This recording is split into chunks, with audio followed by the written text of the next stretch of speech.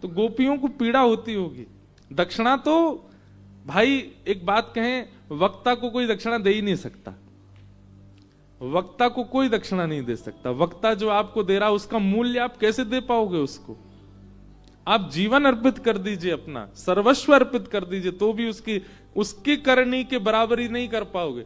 पर फिर भी पत्रम पुष्पम जो भी दक्षिणा लेते हैं, उतना अधिकार वक्ता का है, लेना चाहिए उसको। पर उससे अतीत जब हो जाती है व्यास मंच से, केवल 3 घंटा कथा में वही विषय चल रहा है, कहां देना है, किसके लिए देना है, कैसे देना है, कितना देना है, ये नहीं होना चाहिए। व्यासमंच तो दान करता है, व्यासमंच दान मांगता नहीं है।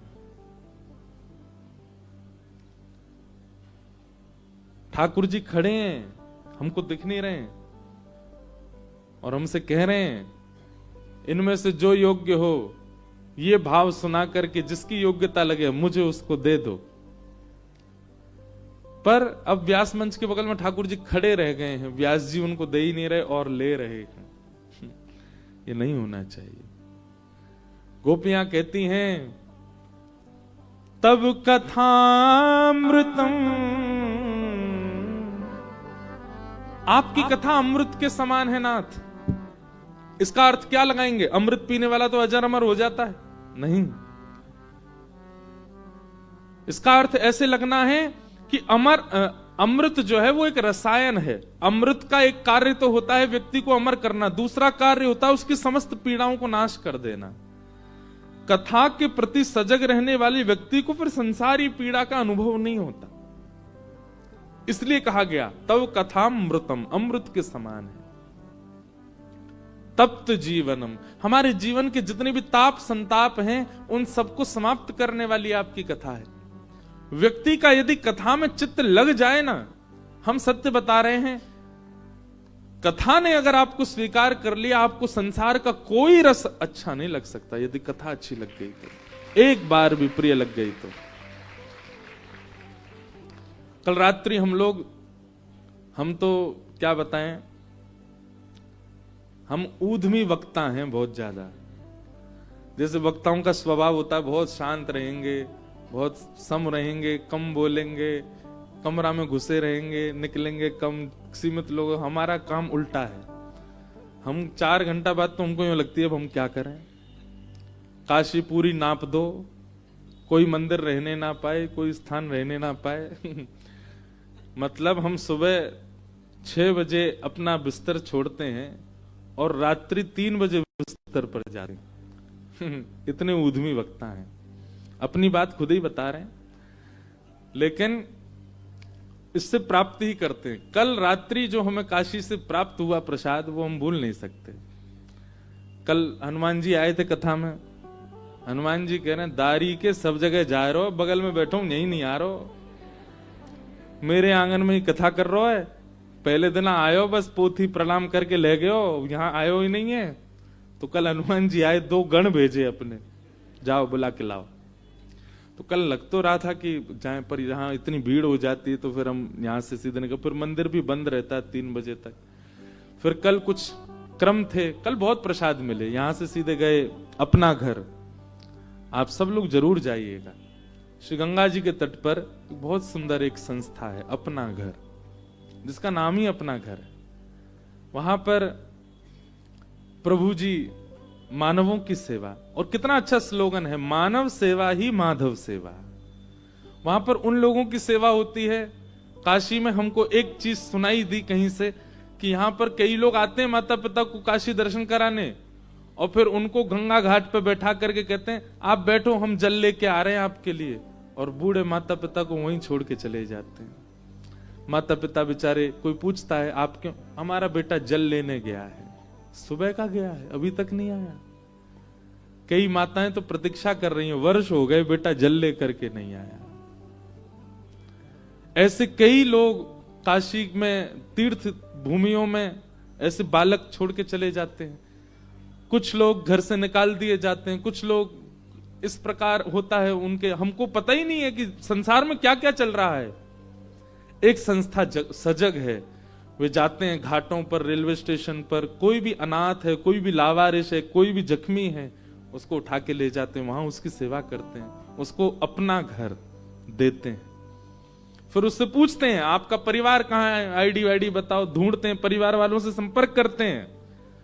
अगर परिवार वाले आके ले जाना चाहें, उसमें भी जांच करते हैं कि कहीं परिवार वाले ले जाके फिर तो कहीं नहीं छोड़ देंगे, तभी उनको प्रदान करते हैं, नहीं तो उनकी सेवा करते हैं। तो कल हम कथा करके सीधे वहां गए। हमारे जालान परिवार के सबसे बड़े जो वृक्ष हैं केशव जी, वो उस सेवा में लगे जिनके गृहिणी के उपलक्ष्य में ही ये कथा का क्रम हो रहा है। कल वो वहां सेवा में हमको लेके गए, हम उनके घर गए, हम उनके परिवार के घर गए, हम उनके प्रकल्पों में गए, उतने खुश नहीं हुए। लेकिन कल मैं अपना घर गया, बोले महाराज जी आज मैं बहुत खुश हूं कि आप यहां आए, ऐसा सेवा का भाव। तो कल हम अपना घर गए, वहां भी एक प्रश्न, और सुनो कल पता है क्या हुआ, अपना घर के आजीवन सदस्य बने प्यारे गिरधर लाल, आजीवन सदस्य बन गए। अब जब भी वाराणसी श्री गिरधर लाल जी आएंगे तो श्री गिरधर लाल जी अपना घर जाएंगे और वहां जितने भी प्रभु जी उनकी सेवा में कुछ निवेदित करके आएंगे। तो कल श्री गिरधर लाल जी काशी में एक जगह सदस्यता कर आए हैं, अपना घर के सदस्य बन गए। आप सब लोग भी जब भी आपको अनुकूल लगे जाइएगा, गंगा घाट पर ही श्री अपना घर, बहुत अच्छा स्थान, वहां जाके प्रभु जी, वहां सब मानव जितने भी जिनकी सेवा उनको प्रभु जी कहा जाता है, उनकी सेवा का प्रकल्प देख के आना। तो कल हम पहले वहां गए, उसके बाद फिर दूसरा प्रसाद मिला, कल आनंदमयी आश्रम गए, यहाँ पर उन्हीं के ही बगिया के पुष्प विराज रहे, कितना आनंद लगा। मानो ऐसा लग रहा था कि श्री गंगा मैया सचल रूप में हमको घेर के बैठी हैं। कल छोटी छोटी जब बालिकाएं सब बैठी थी तो उनका रूप स्वरूप और भाव देख करके ऐसा लगा कि गंगा मैया सचल प्रकट हो गई चारों ओर, और बीच में हमको बैठा के कह रही हैं अब आप जा रहे हो, जाते जाते कुछ सेवा सुना के जाओ। कल आनंदमयी आश्रम गए, वहां सब हमारे अत्यंत पूजनीय सब बहनों के दर्शन हुए और उस स्थान का दर्शन किया, बहुत आनंद मिला। और हम वचन दे के आए हैं, वहां फीडबैक भी लिखवाया गया हमसे कि आपको यहाँ के कैसा लगा, उसमें भी मैं लिख के आया हूं कि मैं आनंदमयी को कथा सुनाने काशी पुनः जल्दी आऊंगा, उनको कथा सुनाने आएंगे। तो वहां गए, वहां माँ के गोपाल जी के दर्शन किए, कितने प्यारे गोपाल जी, लड्डू गोपाल। मानो ऐसा लगा कि आनंद माँ के, आज ये पत्रिका भी प्राप्त हुई, माँ का दर्शन भी है इसमें, कैमरा वाले भैया ने क्लोज में दिखाओ, सबको दिखे, माँ के दर्शन यहीं से ही हो जाएंगे व्यासपीठ से। कौन से वाले, इधर वाले उधर वाले, दोनों खड़े हैं। ये देखो, ये आनंद माँ, आपका वृंदावन में भी स्थान है। और ऐसे सब संत, सब महापुरुष जिनको हम लोग स्मरण करते हैं प्रातः काल में, वे सब माँ को बहुत स्नेह दृष्टि से, बहुत सम्मान दृष्टि रखते थे। तो कल माँ के आश्रम में गए, वहां प्रसाद मिला और वहां वचन दे के आए हैं कि कथा जरूर सुनाएंगे। हमारे जालान परिवार सब लोग प्रकल्प बनाएंगे, माँ की इच्छा होगी बहुत जल्दी फिर माँ को कथा सुनाने आएंगे। फिर वहां के बाद विश्वनाथ भगवान को दर्शन करने गए, फिर गंगा जी की आरती की, फिर लौट करके आए। कल भक्ति पथ परिवार के 10 लाख पुष्प प्रकट हो चुके हैं। आप सबको बहुत बहुत बधाई। हमारे भगीरथ भैया ने एक बहुत अच्छी बात कही, देखो सत्संगी व्यक्ति है ना तो वो कुछ अच्छा ही बोलता है। आज हम आपसे बात कर रहे हैं, कथा भी करेंगे, बात भी कर रहे हैं, क्योंकि फिर ये है कि चले जाना है थोड़ी देर बाद। हमारा मन तो कर नहीं रहा जाने का, पर मन कर भी रहा है क्योंकि लाल जी का उत्सव है। तो कल भैया ने बहुत अच्छी बात कही, एक सत्संगी व्यक्ति के साथ देखो मजाक भी होती है ना, सामान्य बात भी होती है, कितनी अच्छी होती है। तो वो बोले महाराज जी, जैसे ठाकुर जी माखन चोरी करने गोपियों के यहाँ जाते थे तो 5 ग्वाला नीचे, फिर उनके ऊपर 4 ग्वाला, फिर 3 ग्वाला, फिर 2 ग्वाला और सबसे ऊपर ठाकुर जी, और ठाकुर जी लग करके मक्खन मटकी तोड़ते। मैंने कहा जी। बोले महाराज जी, आपकी भक्ति पथ यात्रा में बहुत सारे ग्वालाओं ने संघर्ष किया। ये 10 लाख 1 मिलियन मटकी रूपी फोड़ने के लिए बहुत ग्वालाओं ने नीचे से आपको ऊपर तक पहुंचाया, परंतु ठाकुर जी जिन 2 ग्वालाओं के ऊपर कंधा रख के खड़े होते हैं वो विशेष हैं, क्योंकि ठाकुर जी को मूल सहारा वही दे रहे हैं। बोले सहारा तो बहुतों ने दिया, पर इसका मूल अंश हम काशी वासियों को प्राप्त हो गया, क्योंकि वो 1 मिलियन का जो टारगेट है वो यहीं पूरा हुआ। हमने सारी जगह दर्शन कर लिए, विश्वनाथ जी आरती कर ली, गंगा आरती कर ली। जैसे ही नाव में बैठे, नाव बीच में तभी 1 मिलियन हुए गंगा जी के बीच में, और सब लोग इतने आनंद में आ गए। फिर उसके बाद आकर के अपने घर में कुछ नियम आदि किए। नियम आदि करके फिर रात्रि में मन हुआ कि चलो थोड़ा काशी भ्रमण करें। रात में 10:30-11 बजे हम तो आए थे विश्वनाथ जी के पास कुछ खाने पीने।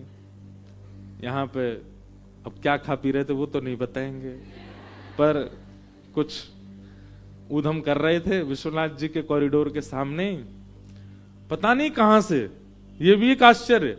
हम लोग तो बैठ गए थे गाड़ी में, 11:15 बजे थे उस समय रात्रि के, और जैसे ही निकलने लगे हम लोग अपने कक्ष की ओर, निवास की ओर, एक व्यक्ति त्रिपुंड लगाए महाराज सीधे हमारी गाड़ी के आगे स्कूटी खड़ी करी। अब सब लोग उसको रोके, कहां क्या? बोले नहीं नहीं, गाड़ी के आगे इसीलिए। बोले स्कूटी तो हटाओ। बोले इसीलिए लगाई है कि कहीं भाग ना जाओ, हमारी बात सुनो। तुम कांच खोला, मैंने कहिए भगवान।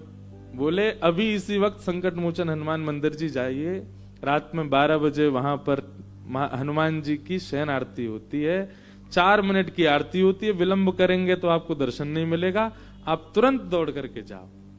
और हम थोड़ी देर पहले ही सबसे कह रहे थे कि हनुमान जी का कल कथा के बाद दर्शन करेंगे। सब बोले 3 बजे तक महाराज जी बंद रहता है, 4 बजे की आपकी फ्लाइट है, कैसे करोगे?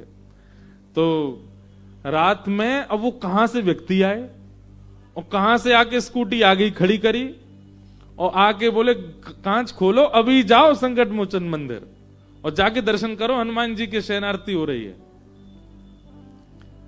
आहा, वो दर्शन आप सब काशीवासी तो करते ही हैं, पर हमको जो सुख मिला ना, जैसे ही आए, आधे लोग इस तरफ खड़े, आधे लोग इस तरफ खड़े, बीच में हनुमान जी राम जी को निहार रहे हैं। उस समय हनुमान जी को मैं देख रहा था, तो हमारे स्वामी श्री हरिदास जी महाराज की एक पद मेरे को याद आ रहा था कि हनुमान जी राम जी को ऐसे देख रहे हैं। तो उस समय स्वामी जी एक पद गाते हैं, हमारे स्वामी श्री हरिदास जी महाराज, ऐसे ही देखत रहूं तो मैं जन्म सफल कर मानूं। मानो ऐसे निहार रहे हैं राम जी को कि इनको निहारता ही रहूं, यही मेरा सर्वस्व, और कोई बीच में विघ्न नहीं बन रहा है। सब दर्शनार्थी इतर होकर के खड़े हैं, हनुमान जी राम जी का दर्शन कर रहे हैं, राम जी हनुमान जी को देख रहे हैं। कैसा परस्पर प्रेम वहां प्रकट हो रहा था। उन दोनों के प्रेम के संचार के कारण वहां जितने लोग खड़े थे सब में प्रेम उमड़ रहा था। और देखते ही देखते फिर आरती हुई हनुमान जी की। आरती के पश्चात फिर विश्राम हुआ। लगा मानो कि अब समस्त काशी के देवी देवताओं ने अब हमको विदाई दी है अच्छे से। बोले अब जाओ, अब सब जगह तुम मिल लिए, सब जगह तुम्हारा प्रणाम हो गया, वंदन हो गया, निवेदन हो गया। और हनुमान जी महाराज जी बोले लाला अब तेरी सेवा पूर्ण है गई, अब कल बस अपने थोड़े प्रवचन करके प्रस्थान करो, फिर जल्दी आना। एक व्यवस्थित जो दर्शन की विधा होती है, कल काशी में हमको वो प्राप्त हुई। बहुत आनंद हुआ। तो ये सब कृपा है ठाकुर जी की, अनुग्रह करते हैं। अच्छा, ये भी बात है कि सत्संग आपके जीवन में होता है तभी आपको घटने वाली घटनाओं पर विचार बनता है। नहीं तो कई लोगों के साथ में ऐसे ऐसे भाव होते होंगे पर उनके अंदर विचार ही नहीं आते। हमको ये लग रहा है कि वो व्यक्ति कहां से अचानक टपक गए, क्यों बीच में आके उनने सिक्योरिटी लगाई, क्यों आके हमको उसी समय क्यों बोले कि जाओ दौड़ो पहुंचो। हम लोग 11:15 बजे ही क्यों निकल रहे थे, 12 बजे भी निकल सकते थे। पर ये सब योजना थी। हनुमान जी कल पहले से ही बंदर भेज करके बता रहे थे, बोले तू आए और नहीं है मेरे पास। और रात्रि में बुलाए, बुला करके खूब प्रेम से सहर्ष दर्शन किया। तो कल काशी का जो दर्शन की विधा और सब था वो सब विश्राम हुआ, आनंद से सब कुछ संपन्न हुआ।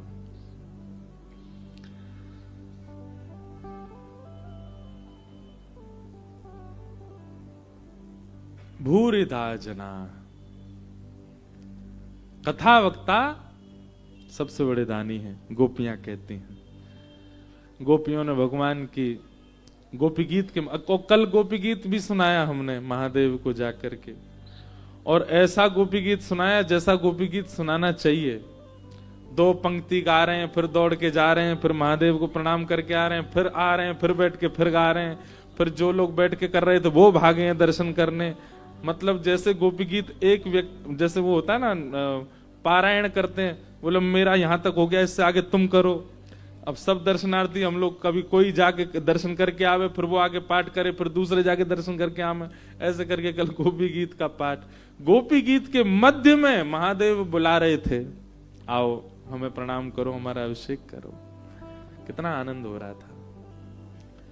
अभी सब सत्संगी व्यक्ति ही अनुभव कर सकता है, गैर सत्संगी व्यक्ति को इन सब चीजों से कोई फर्क नहीं पड़ता, बोले उसके लिए तो सामान्य है सब बातें, पर ये आनंद का भाव है। तो महादेव ने बहुत कुछ दिया हमें इस उत्सव में, इस वर्ष के प्रारंभ में। इसके लिए महादेव को और आप सभी काशी वासियों को बहुत बहुत धन्यवाद, बहुत बहुत प्रणाम, बहुत बहुत वंदन करते हैं।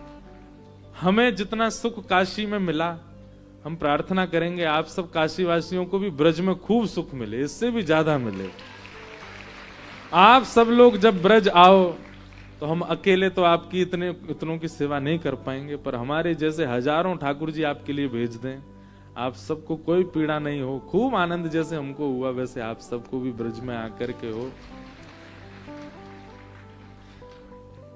गोपियों ने गोपी गीत गाया,